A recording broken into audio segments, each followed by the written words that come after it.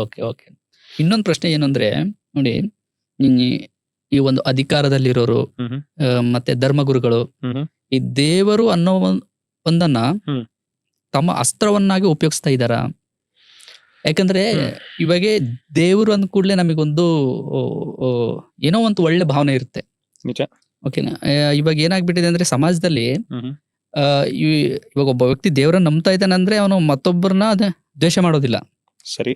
ಆದ್ರೆ ಇವಾಗ ದೇವರ ಹೆಸರಲ್ಲಿ ಬೇರೆಯವ್ರನ್ನ ದ್ವೇಷ ಮಾಡ್ತಾರೆ. ದೇವರು ಧರ್ಮ ಅನ್ನೋ ಒಂದು ಹೆಸರಲ್ಲಿ ಕೀಳಾಗೂ ಕೂಡ ನೋಡ್ತಾರೆ. ಹೌದು, ಕೀಳಾಗೂ ನೋಡ್ತಾರೆ. ಹೌದು, ಇವ್ರು ಬೇರೆಯವ್ರು, ಕೀಳಾಗಿ ನಾವು ನೋಡ್ತಾರೆ. ಬೇರೆಯವ್ರು ಅಂತ ಕೂಡ ನೋಡ್ತಾರೆ. ಸೊ ಹಾಗಾಗಿನೇ ನಿಮಗೆ ಈ ಒಂದು ಪ್ರಶ್ನೆ ಕೇಳ್ತಾ ಇದ್ದೀನಿ. ಒಂದು ಒಳ್ಳೆ ಪುಸ್ತಕ ಇದೆ ಇಂಗ್ಲಿಷ್ ನಲ್ಲಿ. ಪುಸ್ತಕದ ಹೆಸರು ಅನ್ಸ್ಟಾಪೇಬಲ್ಸ್ ಅಂತ. ಯುವಲ್ Okay. ನೋಹ್ ಹರಾರಿ ಅಂತ ತುಂಬಾ ಪಾಪ್ಯುಲರ್ ರೈಟರ್ ಅವರು. ಓಕೆ, ನಮಗೆ ಅದು ಕನ್ನಡದಲ್ಲಿ ಸಿಗ್ಬೋದಾ?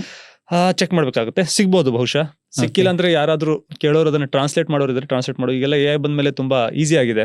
ಸೊ ನೀವು Okay. ಪುಸ್ತಕದ ಆನ್ಲೈನ್ ಕಾಪಿ ಸಿಕ್ಕರೆ, ಸಾಫ್ಟ್ ಕಾಪಿ ಸಿಕ್ಕರೆ ಅದನ್ನ ನೀವು ಟ್ರಾನ್ಸ್ಲೇಟ್ ಭಾಷಾಂತರ ಮಾಡ್ಬಿಟ್ಟು ಓದ್ಬೋದು. ತುಂಬಾ ಒಳ್ಳೆ ಪುಸ್ತಕ. ಓಕೆ ತುಂಬಾ ಜನರಿಗೆ ನಾನು ಹೇಳಿದೀನಿ ಆ ಪುಸ್ತಕ ಓದು ಅಂತ.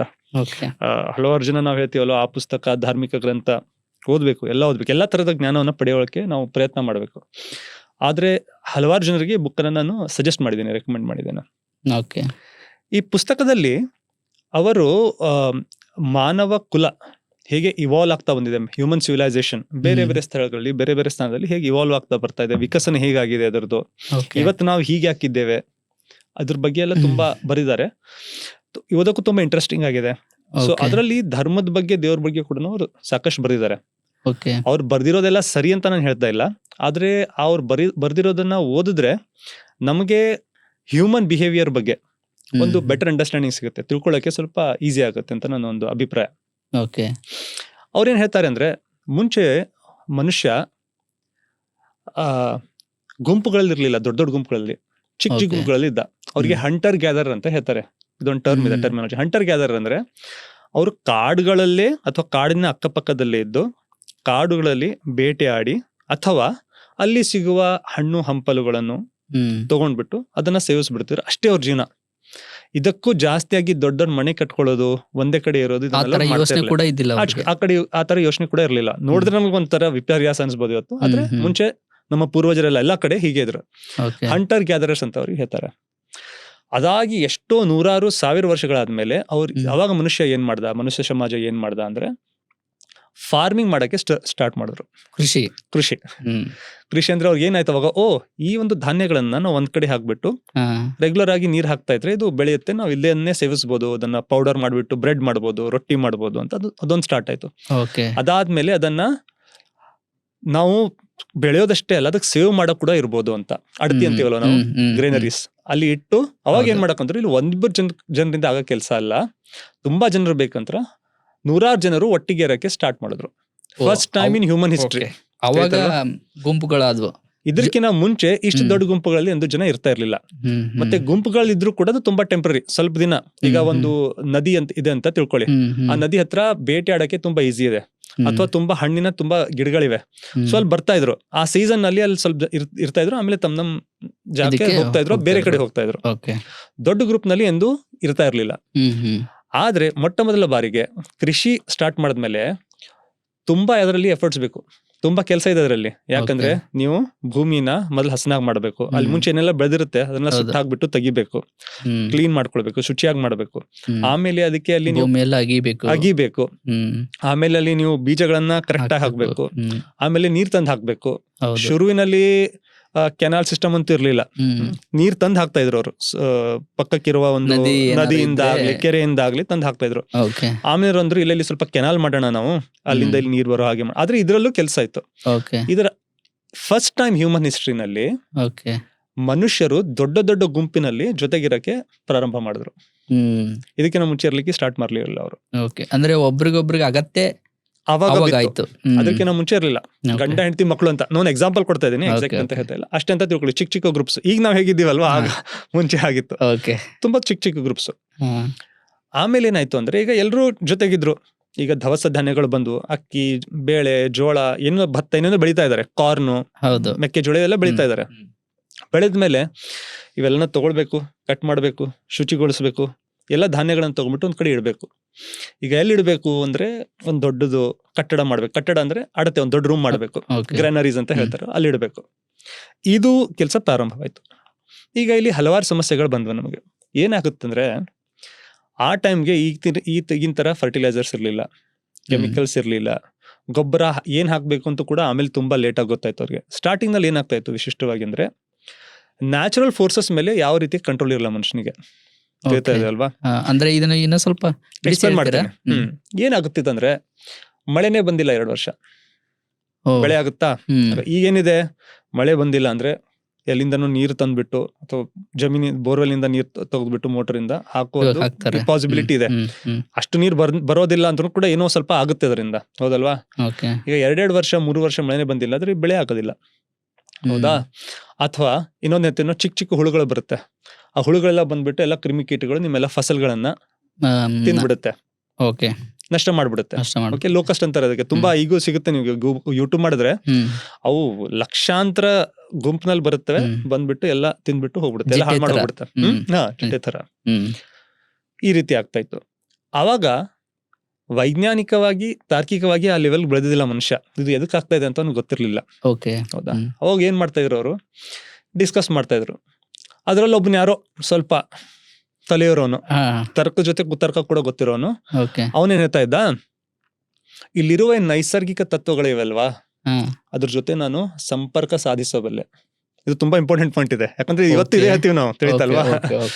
ಇಲ್ಲಿರೋ ನೈಸರ್ಗಿಕ ತತ್ವಗಳ ಜೊತೆ ನಾನು ಸಂಪರ್ಕ ಮಾಡ್ಬೋದು, ಕಾಂಟ್ಯಾಕ್ಟ್ ಮಾಡ್ಬೋದು, I can talk to them, ಹೌದಲ್ವಾ?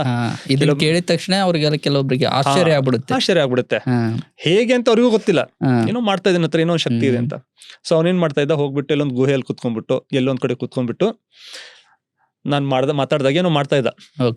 ಬಂದ್ಬಿಟ್ಟು, ಇಲ್ಲ ನೀವ್ ಈ ಸರ್ತಿ 4 ಮೊಲಗಳನ್ನ ತಂದು ಕೊಡ್ಬೇಕು, 4 ಈ ಹಣ್ಣನ್ನ ತಂದಿಡಬೇಕು, ಕರೆಕ್ಟ್ ಆಗುತ್ತೆ ಅಂತ ಹೇಳ್ತಾ ಇದ್ದ ಅವನು. ಇದೆಲ್ಲ ಡಾಕ್ಯುಮೆಂಟೆಡ್ ಇದೆ, ಅದಕ್ಕೆಲ್ಲ ಆರ್ಕಿಯಾಲಜಿಕಲ್ ಪ್ರೂಫ್ ಇದೆ, ನೀವು ಬೇಕಾದ್ರೆ ಪುಸ್ತಕದಲ್ಲಿ ಓದ್ಬೋದು, ಎಕ್ಸ್ಪ್ಲೇನ್ ಮಾಡಿದ್ದಾರೆ ಅದಕ್ಕೆ. ಇವರಿಗೆ ಶಾಮನ್ ಅಂತ ಹೇಳ್ತಾರೆ, ಶಾಮನ್.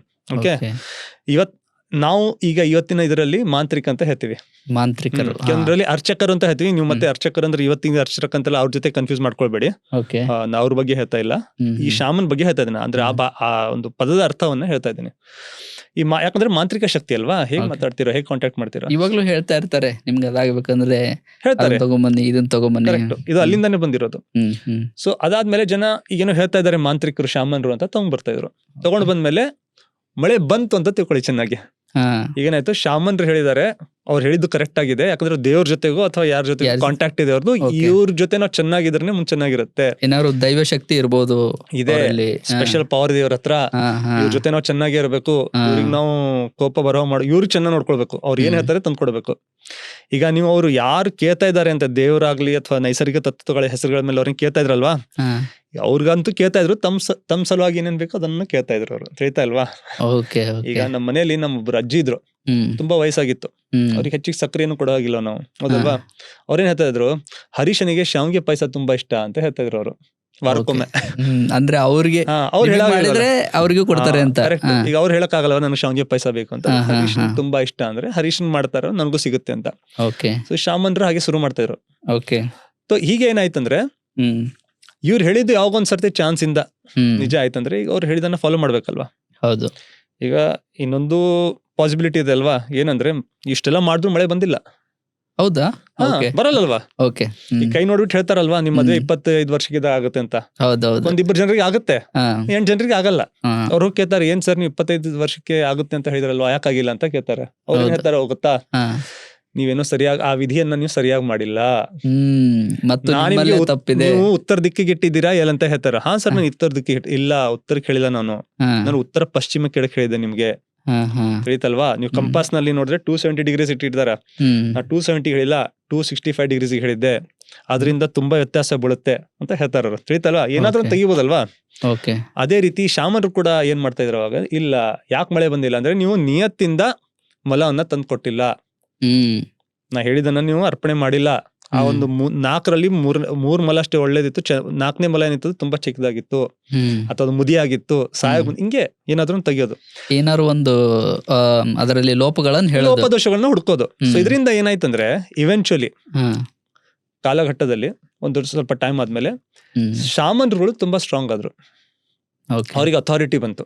ಯಾಕೆ ಹ್ಮ್. ಅಥಾರಿಟಿ ಬಂತಂದ್ರೆ ದೇವರ ಹೆಸರಲ್ಲಿ, ಹ್ಮ್. ನಿಜವಾದ ದೇವರ ಹೆಸರಲ್ಲ. ಹ್ಮ್. ನಿಜವಾದ ದೇವರ ಹೆಸರು ಅವ್ನು ನೋಡೂ ಇಲ್ಲ, ಹ್ಮ್. ಅವ್ನು ಕಂಡು ಇಲ್ಲ, ಅವ್ನು ಯಾರಂತ ಅವನಿಗೆ ಅದ್ರ ಪರಿಚಯನೂ ಇಲ್ಲ. Okay. ಆದ್ರೆ ಜನರನ್ನ ಯಾಮಾರ್ಸೋದು ಯಾಕಂದ್ರೆ ಜನರಿಗೆ ನಾವು ಸುಮ್ನೆ ಯಾರು ಯಾಮಾರ್ಸಲ್ಲ. ಹ್ಮ್. ಅದರಿಂದ ನಮ್ಗೇನಾದ್ರೂ ಬೆನಿಫಿಟ್ ಇದೆ, ಲಾಭ ಇದೆ. ಏನ್ ಲಾಭ ಅಂದ್ರೆ ನನ್ಗಲ್ಲಿಂದ ಶಕ್ತಿ ಸಿಗ್ತಾ ಇದೆ.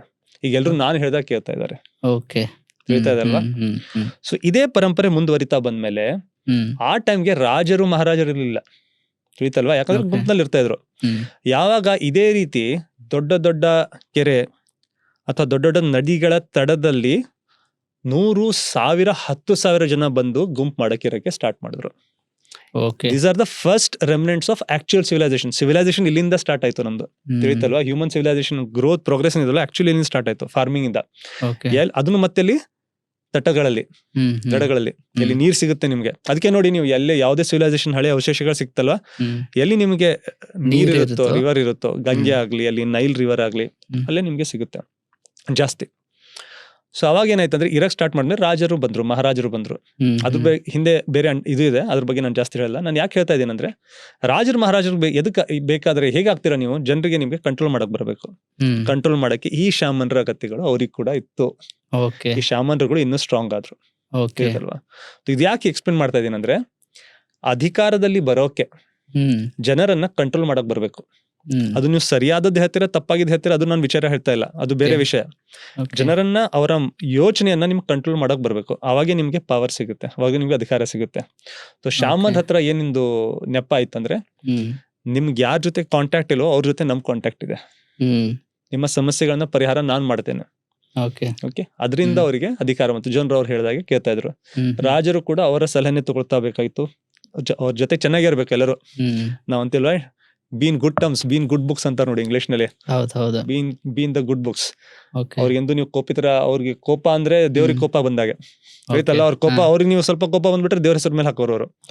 ಸೊ ಎದಕ್ಕೆ ಹೇಳ್ತಾ ಇದೀನಂದ್ರೆ, ಎಲ್ಲಿ ಮನುಷ್ಯ ದೇವರನ್ನ ನೇರವಾಗಿ ಸಂಪರ್ಕ ಮಾಡೋದ್ ಬಿಟ್ಬಿಟ್ಟು ಮಧ್ಯವರ್ತಿಗಳನ್ನ ತರ್ತಾನೋ, ಹ್ಮ್. ಅಲ್ಲೆಲ್ಲವೂ ಕೂಡ ಅಧಿಕಾರ ಅಲ್ಲಿ ಹೋಗುತ್ತೆ, ಏಜೆಂಟ್ಸ್ ಗಳ ಕೈಯಲ್ಲಿ ಹೋಗುತ್ತೆ.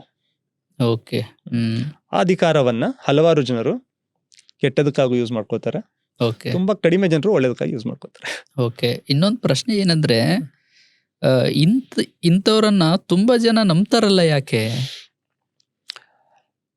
ನೋಡಿ, ಎಲ್ಲಾ ಮನುಷ್ಯರು ಇಂಟೆಲೆಕ್ಚುಯಲ್ ಆಗಿ, ಹಾ. ಭೌತಿಕವಾಗಿ ಉನ್ನತ ಸ್ಥಾನದಲ್ಲಿ ಇರಲ್ಲ. Okay. ಆಸ್ ಅ ಕಮ್ಯುನಿಟಿ, ಒಂದು ಸಮಾಜ, Okay. ಒಂದು ಪ್ರಜಾತಿ, ಹ್ಮ್. ನಾವು ಬೇರೆ ಪ್ರಾಣಿಗಳಿಗಿಂತ ಭೌತಿಕವಾಗಿ ಇಂಟೆಲೆಕ್ಚುಯಲ್ ಆಗಿ ತುಂಬಾ ಹೈ ಲೆವೆಲ್ ಇದ್ದೇವೆ. ಆದ್ರೆ ಎಲ್ಲಾ ಮನುಷ್ಯರು ಭೌತಿಕವಾಗಿ ತುಂಬಾ ಹೈ ಲೆವೆಲ್ ಇದ್ದಾರೆ ಅಂತ ಅಲ್ಲ. ನಾವು ಮೊದಲನೇದು. ಎರಡನೇದು, ಎಲ್ಲಾ ಮನುಷ್ಯರು ಈ ಬಗ್ಗೆ ಯೋಚಿಸ್ತಾರಂತ ಕೂಡ ಇಲ್ಲ. ನಮ್ಗೆಲ್ಲರಿಗೂ ಶಾರ್ಟ್ ಕಟ್ಸ್ ಬೇಕು. ನಾವು ಸ್ವಲ್ಪ ಲೇಜಿ ಅಲ್ವಾ, ಆರಾಮಾಗಿ Correct. ನಮ್ಗೆ ಶಾರ್ಟ್ ಕಟ್ ಬೇಕು. ಹಾ. ಈಗ ನಾನ್ ಯಾರಿಗಾದ್ರೂ ಹೇಳ್ಬಿಟ್ಟೆ, ನೀವು ಒಂದೇ ಕಡೆ ಕುತ್ಕೊಂಡ್ಬಿಟ್ಟು ದಿನಾಲು ಹ್ಮ್. 20 ನಿಮಿಷ 30 ನಿಮಿಷ ಧ್ಯಾನ ಮಾಡಬೇಕು, ಹ್ಮ್. ಪ್ರೇಯರ್ ಮಾಡಬೇಕು, ನಮಾಜ್ ಮಾಡಬೇಕು, ಮೆಡಿಟೇಷನ್ ಮಾಡಬೇಕು ಅಂದ್ರೆ ಕಷ್ಟ ಇರುತ್ತೆ. Okay. ಆಯ್ತಾ ಅಲ್ವಾ? ಹಾ. 2 ಗಂಟೆ ಕುತ್ಕೊಂಡ್ಬಿಟ್ಟು ಫೋನಲ್ಲಿ ಸ್ಕ್ರಾಲ್ ಮಾಡೋದು ಈಸಿ, ಹ್ಮ್. ತಲೆ ಯೂಸ್ ಆಗಲ್ಲ ಅಲ್ಲಿ, ತುಂಬಾ ಈಸಿ, ರೈಟ್? ಹೌದು. ಆದ್ರೆ 20 ನಿಮಿಷ ನೀವು ಮೆಡಿಟೇಷನ್ ಮಾಡಬೇಕು ಅಥವಾ ಯಾವ್ದಾದ್ರು ಒಂದು ಧಾರ್ಮಿಕ ಪ್ರಕ್ರಿಯೆ ಮಾಡಬೇಕು ನೀವು ಅಂದ್ರೆ ನಿಮ್ಗೆ ಅದು ಹ್ಮ್. ತುಂಬಾ ಕಷ್ಟ ಆಗುತ್ತೆ. ಹ್ಮ್. ಹೌದಲ್ವಾ? ನೀವು ಅದಕ್ಕೆ ಈಸಿ ರೂಟ್ ಹುಡುಕ್ತೀರಾ. ಏನ್ ಈಸಿ ರೂಟ್ ಹುಡುಕ್ತೀರಾ? ಒಬ್ಬರು ಬಂದ್ ಹೇಳ್ತಾನೆ, ಹಾ. ನೀವ್ ಇದು ಮಾಡೋ ಅವಶ್ಯಕತೆನೇ ಇಲ್ಲ, ಹ್ಮ್. ನಾನು ಇದನ್ನೆಲ್ಲ ಮಾಡಿದ್ದೀನಿ, ಹ್ಮ್. ನಾನು ಏನ್ ನೋಡಿದ್ರೆ ಸತ್ಯನ ತಿಳ್ಕೊಂಡ್ಬಿಟ್ಟಿದ್ದೀನಿ, ಹ್ಮ್. ನೀವ್ನ ಸುಮ್ನೆ ನನ್ ಕೈ ಹಿಡ್ಕೊಂಡ್ಬಿಟ್ಟು ಬನ್ನಿ, ಹ್ಮ್. ನೀವು ನನ್ನ ಜೊತೆಗೆ ಈ ಸಂಸಾರ ಸಾಗರದಿಂದ ಭವಸಾಗರದಿಂದ ಪಾರಾಗ್ತೀರಾ. Okay. ನನ್ಗಂತೂ ಮೋಕ್ಷದ ಆದ್ಮೇಲೆ ನಾನು ಆಲ್ರೆಡಿ ಇದ್ದೀನಿ, ಸಿಗ್ತಾನೆ ಇದೆ ನನಗೆ, ನನಗೆಲ್ಲ ತಿಳಿದು ಬಿಟ್ಟಿದೆ, ನನ್ ಕೈ ಹಿಡ್ಕೊಂಡು ಬನ್ನಿ, ನಿಮ್ಗೂ ಮೋಕ್ಷ ಸಿಗುತ್ತೆ ಅಂತ ಹೇಳ್ತಾನೆ. ಸೊ ಅವಾಗಂತ ಅಯ್ಯೋ, ಈ ಗುರುಜಿಗಳು ಹಾ. ಬಾಬಾಜಿಗಳು ಇದ್ದಾರೆ, ಅವ್ರ ಜೊತೆಗೆ ನಾವು ಹೋಗೋಣ ಅಂತ ಏನ್ ಮಾಡ್ತೀವಿ. ಅವಾಗ ಏನ್ ಮಾಡೋದಿರುತ್ತೆ, ಅಲ್ಲಿ ಹೋಗ್ಬಿಟ್ಟು ಯಾವಾಗಾದ್ರು ಏನೋದೊಂದು ಅರ್ಪಣೆ ಮಾಡೋದಿರುತ್ತೆ ಅವ್ರಿಗೆ. ಹ್ಮ್. ಮತ್ತೆ ನಾವು ವಿಥೌಟ್ ಹಾರ್ಡ್ ವರ್ಕ್ ನಮ್ಗೆಲ್ಲ ಸಿಗ್ತಾ ಇದೆ ಅಲ್ವಾ, Okay. ಹೇಳ್ತಾ ಇದೆ ಅಲ್ವಾ? ಹಾ. ಅವರೆಲ್ಲ ಸಿದ್ಧಿಗಳನ್ನ ಅವ್ರು ಪಡ್ಕೊಂಡ್ಬಿಟ್ಟಿದ್ದಾರೆ. ಅವ್ರಿಗೆ ಹೌದು, ಸಿಗ್ಬೇಕು, ನನ್ಗೆ ಅಲ್ಲೇನೋ ಹಾರ್ಡ್ ವರ್ಕ್ ಮಾಡೋ ಅವಶ್ಯಕತೆ ಇಲ್ಲ. ಹಾ. ಅವ್ರ ಕೃಪಾ ಕಟಾಕ್ಷ ನಮ್ಮ ಮೇಲೆ ಇದ್ರೆ ಸಾಕಲ್ಲ, ಅವ್ರು ಕೈ ಇಟ್ರೆ ಸಾಕು, ಅವ್ರ ಕೈ ನಮ್ಗೆ. ಇಟ್ರೆ ಸಾಕು. ನೋಡಿ, ಹ್ಮ್. ನೀವು ಹ್ಮ್. ಇಷ್ಟೆಲ್ಲ ಕೂತ್ಕೊಂಡ್ಬಿಟ್ಟು ನೀವು ಧ್ಯಾನ ಮಾಡ್ಬಿಟ್ಟು ಕಷ್ಟಪಟ್ಬಿಟ್ಟು ಹಾ. ನಿಮ್ಮ ಇಂದ್ರಿಯಗಳನ್ನ ಕಂಟ್ರೋಲ್ ಮಾಡ್ಬೇಕು, ಎಷ್ಟೆಲ್ಲ ಇದೆ ಅಲ್ವಾ, ಹೌದು. ಎಲ್ಲ ಮಾಡಿದ್ದಾರೆ ಅವ್ರು. ನಿಮ್ ತಲೆ ಮೇಲೆ ಕೈ ಇಟ್ಬಿಟ್ರೆ ಎಲ್ಲ ಆಗೋಗುತ್ತೆ. Okay. ಸೊ ಅದಕ್ಕಾಗಿ ಜನ, ಒಂದು ಮನುಷ್ಯ ಲೇಜಿ, Okay. ಹೌದಲ್ವಾ? ಎರಡನೇದು ಅಜ್ಞಾನ. ಅಜ್ಞಾನ. ಈ ಎರಡೂ ಸೇರ್ಬಿಟ್ರೆ ಹ್ಮ್. ಅದು ಅದೇನು ಕಾಂಬಿನೇಷನ್ ಇದೆಲ್ಲ ತುಂಬಾ ಡೇಂಜರಸ್ Okay. ಕಾಂಬಿನೇಷನ್. ಇನ್ನೊಂದ್ ರೀತಿಯಲ್ಲಿ ಹೇಳೋದಾದ್ರೆ ಭಯದಿಂದನೂ ಕೂಡ ಇಂಥ ನಂಬಿಕೆಗಳು ಉಟ್ಕೋಬಹುದಾ?